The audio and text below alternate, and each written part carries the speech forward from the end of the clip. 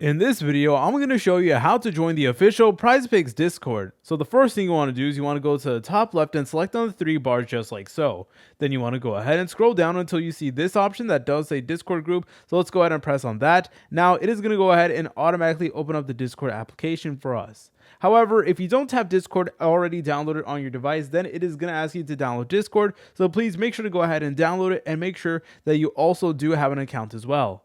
But all you want to do is you want to go ahead and press on accept invite. Now you may get an issue that looks like this. So if you are past the 100 server limit, then you need to leave a server in order to join that one. So let me go ahead and leave really quickly. All right, let's go ahead and try it again and hopefully it should work. Yep, there you go. And here we are in Prizepicks. So it's going to make us do this menu over here. So yeah, you guys could then customize your Prizepicks experience. You could pick for what type of like information you want to get notifications on. So if you want notifications when there's like eSport announcements, that's something you guys could do. But yeah, for me, I'm just going to go ahead and press on skip. So go ahead and press on yes if you actually want to link the two. Then go ahead and press on next.